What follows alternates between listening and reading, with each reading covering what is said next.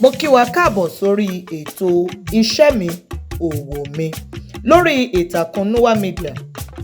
Lórí ètò yìí ni a ó ti máa fi ọ̀rọ̀ wá àwọn oníṣẹ́ ọwọ́, oníṣòwò àti òṣìṣẹ́ gbogbo lẹ́nu wò kí a bá lè máa rán ara wa létí wípé ẹ̀tọ́ ni fún wa láti ṣiṣẹ́ àbí láti ṣe òwò kí ebi má bàa pa wá.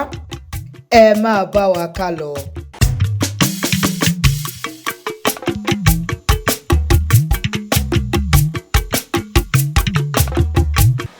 Orúkọ mi ni Wálé Adénáyà.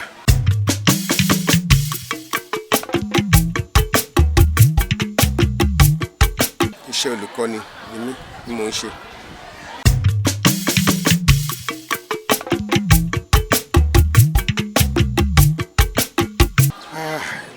Iṣẹ́ olùkọ́ni iṣẹ́ tó ní ìpèníjà, tó ní àdójúkọ, tó ní àǹfààní tó pọ̀ rẹpẹtẹ ni. Pàtàkì jùlọ bí olùkọ́ni, bí ẹni tó níṣẹ́ bá ṣe mú iṣẹ́ yẹn sí. Nítorí pé tí èèyàn bá yan iṣẹ́ yẹn láàyò, ó ṣeéṣe kí àwọn ẹ̀fọ́rí tó wà nínú ẹ̀ má pọ̀, torí èèyàn máa mú lókùnkúndùn. Irú èmi nísìn, mo fẹ́ lè sọ pé látọ̀run ni wọ́n ti fi iṣẹ́ olùkọ́ni rán mi, torí dandan ni pé kéèyàn rí ìpèníjà, kéèyàn rí àwọn wàhálà kọ̀ọ̀kan, ṣùgbọ́n à ń borí wọn. Lákọ̀ọ́kọ́ nítorí pé àwọn ọmọ tí à ń kọ́ nísìn wọ́n yàtọ̀ sáwọn ọmọ tá a kọ́ ní 1990 sókè. Wọ́n dẹ̀ ti ní ajá wòyí kẹ́ la fi ń lé ẹranko wòyí. Àwọn ọmọ ìsìn àwọn nǹkan tá à ń pè ní values ti yàtọ̀ sí ayẹyẹ ìgbà kan. So oríṣiríṣi ti jẹ́ ká rí àwọn ọmọ tí jẹ́ pé bí ìpáǹle pọ̀ láàrin wọn. Àmọ́ nígbà tí a bá jẹ́ ẹni tí ó mú iṣẹ́ yẹn lókùnkúndùn, tó dẹ̀ mọ̀kàn tó ń wá ṣe, ó ní nǹkan tá fi ń mú wọn wálẹ̀, tá fi ń bá wọn sọ̀rọ̀, tá fi ń mórí wọn wá sílé.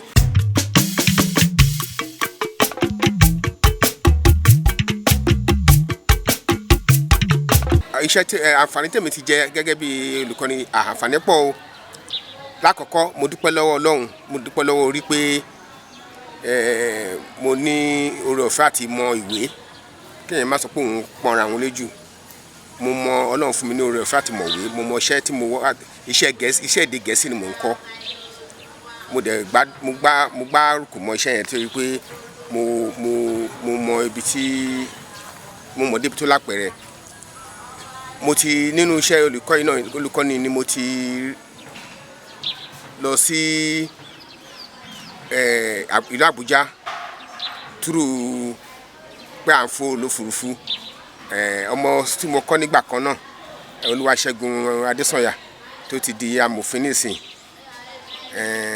ló gbé mi lọ sí Àbújá ní ọdún náà pé òun fẹ́ kí n witness bóun ṣe nǹkan tó ń pè ní call to bar nígbà tó parí ètò law school ẹ̀. Àmọye àwọn ọmọ tí mo ti kọ́ tán ti ṣe àṣeyọrí, tí ó jẹ́ pé oríṣiríṣi ẹ̀bùn, oríṣiríṣi ẹ̀mí ìforehàn tó ti fi tó mi lọ́wọ́, bíi pé master ẹ send account number yín. Then mo ti ní oore ọ̀fẹ́ tí mo ti ní tirẹ̀ pọ̀ rẹpẹtẹ, àǹfààní tí mo ní tirẹ̀ pọ̀ rẹpẹtẹ tí mo lè kà tán.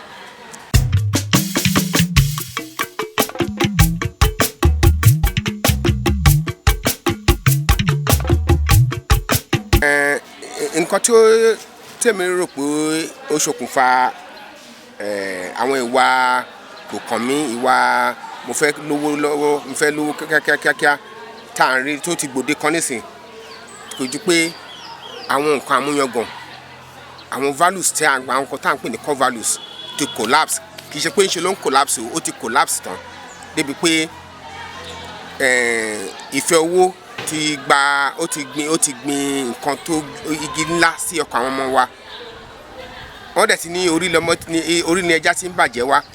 Àwọn òbí àwọn tó jẹ́ àgbàlagbà láwùjọ, nǹkan tá à ń kọ́ àwọn ọmọ nísìnyí ó ti jẹ́ káwọn ọmọ yẹn kọ́ máa pọ̀n ètò ẹ̀kọ́ lé, wọn ní interest nínú ètò ẹ̀kọ́. Ìyẹn ló fà tó fi jẹ́ pé ìwà ìpáǹle, ìwà mo fẹ́ lówó lọ́wọ́, nígbà tí olórin bá ti ń kọ́ pé mo fẹ́ lówó ju dádì mi o, ẹ ti mọ̀ pé ọmọ tó ṣì wà ní ọmọdún 5, 6, 7, 8, 9, ọmọ ọdún 12 tó ti ní òun fẹ́ lówó ju dádì, tó dẹ̀ lọ iléèwé, tó fojú sí ìwé, ẹ ti mọ̀ pé ó ti mú ọ̀rọ̀ ká lówó lọ́wọ́, ó ti gbé orí. Wọ́n dẹ̀ ti ní bàtà mi adún kókó kà tí n bá kàwé mi. Àwọn ọmọ yẹn wọn fẹ́ ṣetán láti, wọn ṣetán láti dúró dìgbà tí bàtà wọn máa fi dún. Wọ́n fẹ́ ní owó yẹn lọ́wọ́lọ́wọ́ báyìí. Ìyẹn ni so àwọn nǹkan tí ó jẹ́ concern àbí ẹ̀fọ́rí fún wa ní ọ̀rọ̀ values wa. Tá bá ti get our values wa right, tá bá lè padà sí àwọn nǹkan tá à ń ṣe ní ìgbà ìṣẹ́ wa láyé àtijọ́, tí ó jẹ́ pé ó jẹ́ kí ayé rojú, a máa rí ìyípadà sí rere ní Nàìjíríà.